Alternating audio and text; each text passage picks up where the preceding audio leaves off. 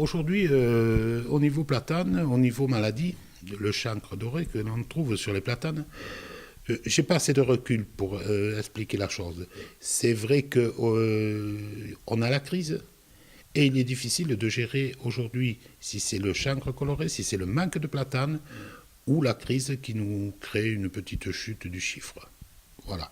Mais le chiffre est très aléatoire. La clientèle est en location sur les bateaux.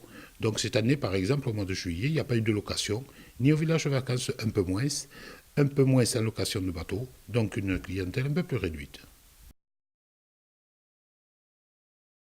Alors ça, c'est très difficile à évaluer parce que on n'a pas cet impact, on en parle aux clients, mais je veux dire, pour lui, c'est pas ce qu'il vient rechercher dans le restaurant.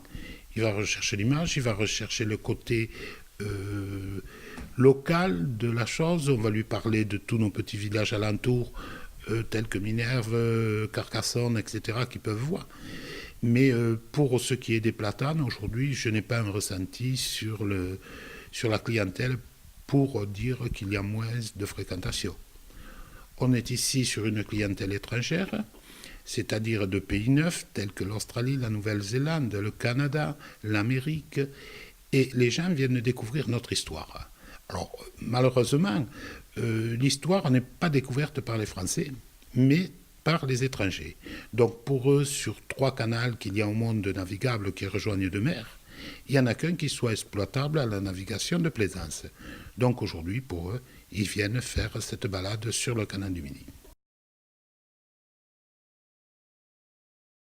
Alors, la fréquentation, on est arrivé ici il y a 11 ans, c'était en plein développement.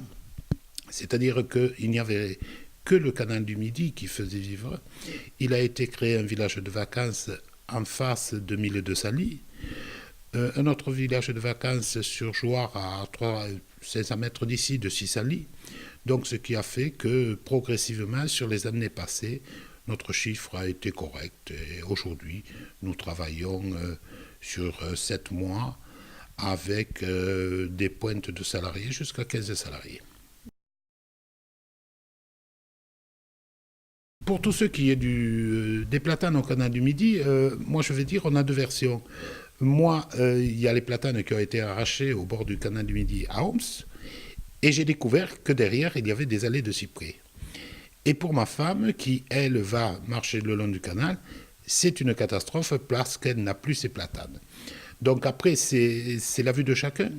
Je vais dire que c'est plus localement que on s'aperçoit qu'il y a un manque de platane, un manque d'ombre, un manque de fraîcheur au bord du canal que par les étrangers.